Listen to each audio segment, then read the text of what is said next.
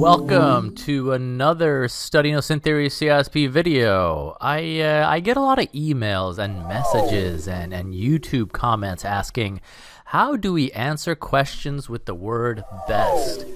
How do we know what is the best choice if all the choices seem similar? How do we apply our concepts when picking the best answer? How? How, Luke? Tell me now. Tell me immediately. Whoa, the microphone just moved around. Did you guys hear that? You probably did. What do you think of when you hear the word best? I liked Merriam-Webster's definition. I thought it was perfect, actually. It said something that is producing the greatest advantage, or the greatest utility, or the greatest satisfaction. Greatest advantage, greatest utility, greatest satisfaction. Not the worst, not the so-so, not the good enough, the greatest, the best. The choice that is better than all the rest. Not the only choice, but the one that is better than the rest. Very important. Remember that last one. Not the only good choice, but the one that is better than the rest. Just also want to say that there's nothing in this video that is going to help you 100% be able to choose the correct answer with questions regarding the word best. This isn't that kind of video. I don't know what kind of video that is, but this isn't that kind of video.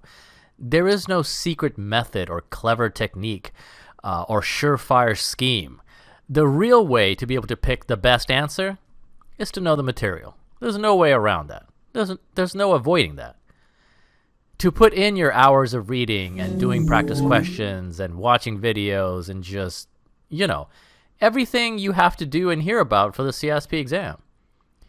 If you are a month away from the exam, you should be able to flip to a random page in any book, point to a topic, and be able to explain everything about it in regards to risk, cost, countermeasures, security controls, privacy issues, compliance issues, BCP DRP strategies, software development lifecycle, everything related to each one of those topics that I just named off. You should be able to relate all that to that randomly selected topic from a book. Should we do an example? Yeah, let's have an example. And this is similar to my cross-domain correlation technique, but even more difficult to do. This technique is like, if you play tennis and want to have a good serve, you gotta just practice it hundreds to thousands of times. You gotta get on the court and just hit a serve thousands of times to get the perfect serve. And with this technique, you just gotta practice this as often as you can, especially if you're a month or two away from the exam, which is the point where you should really know everything. Did you hear what I said? If you're 1 to 2 months away from the exam, that's not the time to start studying for this exam. That's the time where you should already know everything. You should have done your studying way before that. All right, let's do this real quick. Let's do this, and we'll get right back to talking about how to choose the best answer. And I always do this. I'm like in the middle of making a specific CISSP video. I get a completely different idea in the middle of it all, and just have to talk about that too.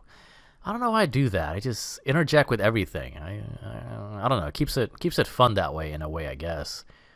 It also forces you to watch every second of my videos, I think, because you really don't know what I'm going to say next or talk about next. It could be a video about BYOD policies, but in actuality, I can go on for 20 minutes about something like the only truly unbreakable encryption cipher, otherwise known as the one-time pad.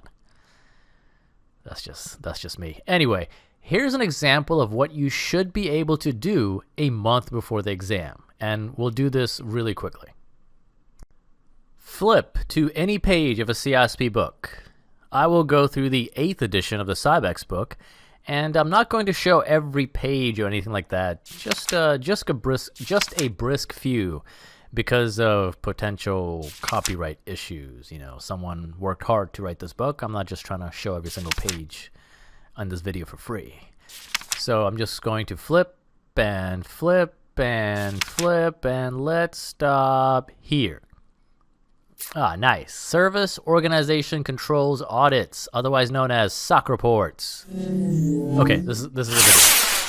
How does SOC reports relate to risk, cost, countermeasures, security controls, privacy issues, compliance issues, BCP DRP strategies, and even software development? Huh? Let's take a look at risk.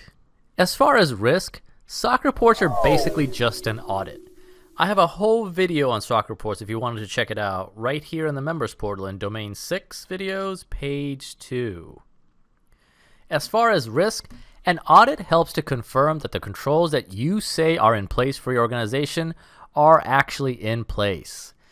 SOC reports aren't directly reducing risk, but they are verifying the controls and procedures you have in place to reduce risk, right?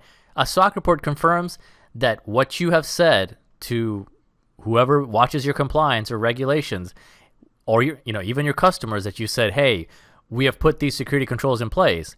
A SOC report comes in and verifies that you have put those controls in place to reduce your risk. Okay? As far as cost, wait till you guys hear the cost of these SOC reports. A SOC 2 audit can cost anywhere between $20,000 to $100,000.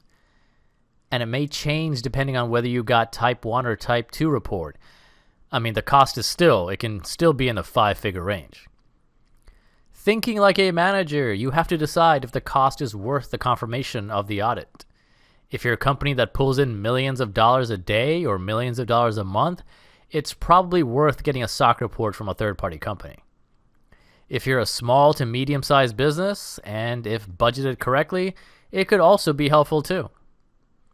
If it were me, I would probably opt for the ISO 27001 instead.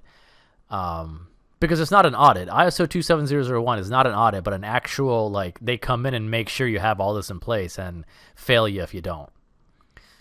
But it really depends on the type of company you are working in as a CISSP. I apologize. It was premature of me to say that I would go over ISO 27001 over a SOC report because it all depends on the organization. But I find ISO 27001 a very good, effective way to make sure all your security controls are in place. Okay. As far as countermeasures, I don't think SOC reports have anything to do with countermeasures. It's more of an administrative maneuver, right? Maybe a SOC report will audit some countermeasures that are in place, but SOC reports themselves will not provide a countermeasure. I think that's pretty obvious to anybody listening. Or studying, to anybody studying. If SOC reports are not countermeasures, that should be obvious. Security controls, same thing. SOC reports aren't any kind of security control, unless you consider audits a security control and administrative control. But they do a good job of verifying that security controls are in place that are supposed to be preserving confidentiality, integrity, and availability. Privacy issues, same as countermeasures and security controls, I guess. Don't really know. But I do know that SOC reports are a really good way to making sure privacy controls are definitely in place, protecting user privacy and all that. That's a big thing with SOC reports, user privacy. That's for sure. As far as compliance, SOC reports aren't necessary for being compliant. It's just a good additional bonus. No one's going to force you to have a SOC report done on your company. It's on your own will. You can decide to do that. So again, think like a manager and consider the pros and cons of cost versus the benefits of requesting a SOC report before doing so. In the overall scope of BCP DRP strategies, I don't think SOC reports apply. I'm not going to sit here and try to force a connection of some kind. But if you do this little analysis strategy before your CISSP exam, by flipping to a random page and trying to go through all these points and how they relate to that one topic, I assure you there will definitely be a correlation of BCP DRP to other topics. Same with software development. SOC reports don't relate to any process of software development, but other topics that you randomly choose from your CISSP study guides, they definitely might. What can I think of? Say you flip to a page and you flip to the topic of distributed denial of service, DDoS. Things with DDoS usually is created, like a buffer overflow can create a denial of service when a bunch of network packets come into the buffer in your networking device, and the buffer can't handle all the packets coming in. That could result in a DDoS. How does that result? How does that affect? How does that relate to software development? While programming and coding, make sure the proper buffer is in place, and the buffer can handle a certain amount of traffic or space and size and all that. So you see what I did here with a random topic and thinking of all these terms in scope to that topic. It's a great method to get a high level overall picture. Okay. All right, we are done with that detour, and let's move forward with the actual point of this video, choosing the best answer from a CISSP practice question. And remember what we said in terms of the word best. It's something that provides the greatest advantage, utility, and satisfaction. Here's the practice question we are going to review. Which of the following would be the best way to reduce the risk of credit card data theft? Is it choice A, encryption/SSL decryption? Is it B, compliance policy requirements? Is it C, firewall IDS IPS? Or is it choice D, PCI DSS, GDPR, HIPAA, HIPAA? Which one is the answer? Which one is the answer to this Study Notes in Theory CISSP practice question that you are taking to learn more about the CISSP exam and hopefully pass it the next time you take it at the testing center and completely change your career and life for the better? What is the answer? Let's briefly review each choice one by one. Choice A is encryption or SSL decryption. Encryption/SSL decryption. And as far as grammar goes, I believe that slash stands for or. And or just or. I think slash just means or. What is encryption? Encryption is one of the best ways to prevent someone from viewing confidential information. Running your credit card information through a hashing algorithm or encrypting the hard drive of the server containing that information provides a near impossible way for someone to get access to that information. I mean, the AES 256 symmetric encryption algorithm is so strong that look, if you took all the computers in the world, all the laptops, all the desktops, all the MacBooks, all the supercomputers, all the Alienware computers, all of them, billions of CPUs, billions of graphic processors, all working together to try to crack AES 256, it would take trillions of years. Trillions. Not with an M, not with a B, but with a T. Trillion. In fact, it would take several trillions of years. Trillions of years. That's a long time. That's a huge work factor. The universe has only been around for 14 billion years, not even close to a trillion. Okay? And then there's always, maybe someone wants to ask, well, Luke, what about quantum computing? To answer that question, I'm not here to talk about the merits of quantum computing, because I don't know anything about it. I'm not a physicist or some kind of science guy. You want to go talk to you want to go talk about quantum computing? Go talk to Bruce Schneier. He'll chat your ear off about it all day, I'm sure. It's all theory right now with small experiments. There is no mainstream usage for quantum computing yet. Trust me, ain't nobody breaking our current AES encryption standard anytime soon. And to the people listening to this video in the year 2065, I hope quantum computing is being used to better society and technology and not used solely as a tool to be weaponized. By the way, how is the year 2065? All good, I hope. Did Dr. Dre finally release the Detox album or what? No? Anyway, encryption, very strong method to protect your credit card data residing on a hard drive somewhere. And what is SSL decryption? Is it used for decrypting SSL traffic on the internet? Yeah, it is. Do hackers use it? Not always. Sometimes simple everyday network security engineers use it every single day.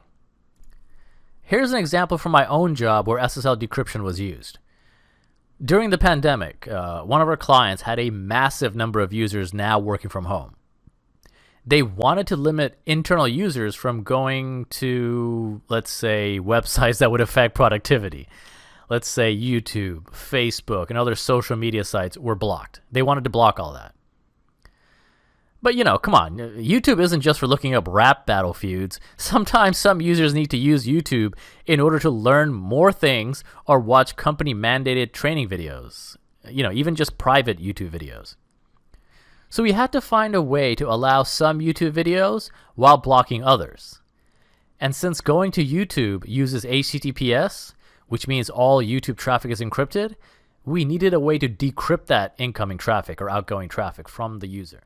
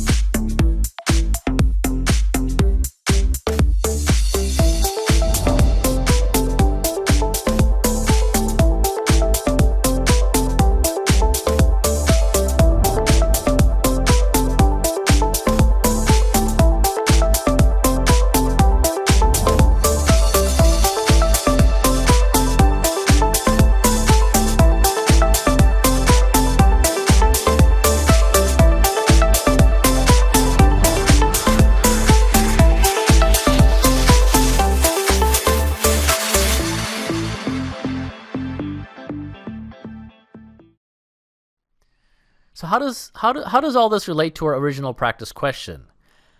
Does encryption or SSL decryption reduce the risk of credit card data theft?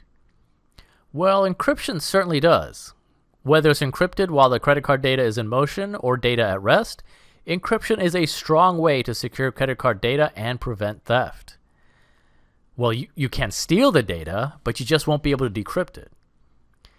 And at some point, you do have to decrypt the data even within your own internal organization in some way to view the actual payment process that gone through, to actually view the number you entered in to confirm with your merchant.